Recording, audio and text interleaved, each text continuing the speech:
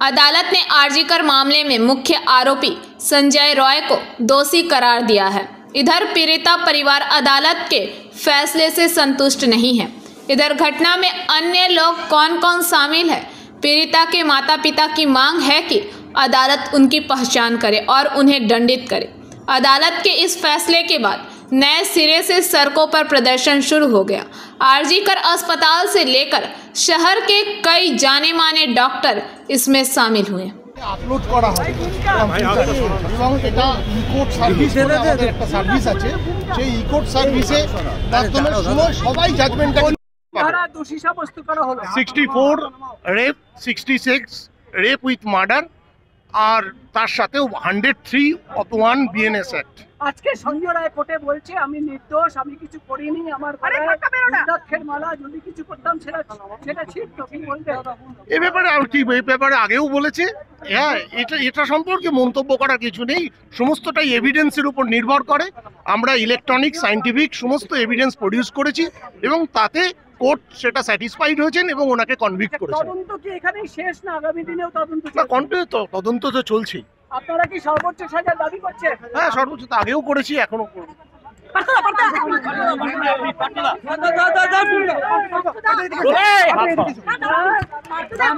মৃত্যু হয়েছে সেটাতে শুধুমাত্র তার শারীরিক মৃত্যু ঘটেনি, তার আত্মাকেও হত্যা করা হয়েছে। তো আমরা চাইবো সেই সর্বোচ্চ সাজা যেন যে বা যারা যুক্ত তারা পায়। আপাতত তো সঞ্জয় রায়কে আনা হয়েছে। সঞ্জয় রায় যে ঘটনার সঙ্গে যুক্ত এবং তার যে নলেজ আছে সেইটা পুরোপুরি কোর্টেতে উঠে এসছে, এবং যে কোনো ঘটনার সঙ্গে যুক্ত থাকবে এবং যার নলেজ থাকবে সে সমানভাবে দায়ী এবং সে ডেফিনেটলি ঘটনার সঙ্গে যুক্ত।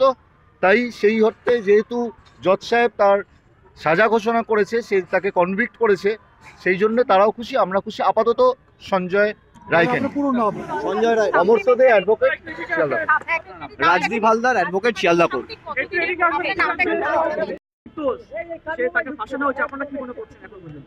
দেখুন, আমাদের যা যা মনে হওয়ার পার্ট সেটা আমরা আমাদের ওরাল আর্গুমেন্টসে বলেছি।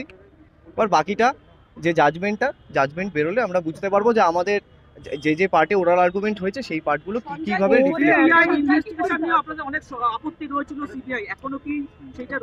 দেখুন, কোর্টও তো রিফ্লেক্ট করেছে যে ইনভেস্টিগেটিং এজেন্সি যারা ছিল তাদের বেশ কিছু ভুল ছিল এবং তাদের কিছু জিনিসে তাদের ল্যাচেসের ওপরে কোর্ট সেটা হাইলাইট করেছে এবং সেটা বলেছে কোর্ট যে আমরা আমাদের কোর্ট বলেছে যে জাজমেন্টের কপিতে সেটা রিফ্লেক্টেড থাকবে। এবার সেটা জাজমেন্টের কপি পাওয়ার পরে সেটা বলতে পারবো। সঞ্জয় রায়ের যেটা বক্তব্য ছিল যে একটা গলায় রুদ্রাক্ষর মালা নিয়ে, কিন্তু যে রুদ্রাক্ষর মালা বেসিসে সঞ্জয় রায়ের বক্তব্য, সেই রুদ্রাক্ষর মালার পার্টটা কোনোভাবেই ক্রস এক্সামিনেশনে আসেনি এভিডেন্সে, এবং যেটা কেউ 351 মানে যেটা তার নিজের বক্তব্যের সময় বলবে সেই পার্টে বা যেটা আর্গুমেন্টে বলবে সেইটা that has to be corroborated by evidence as well as 351, কিন্তু সেটা কোনোটাই ওদের ডিফেন্স কাউন্সিল তুলে ধরতে পারেনি।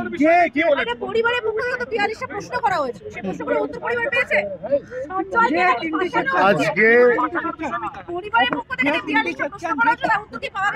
পরিবারের পক্ষ থেকে যেই 42টা তাকে উত্তর দেবে, একটু বলবেন? বলছে একজন করে বলুন, তার উত্তরটা আমরা দিয়ে দিচ্ছি।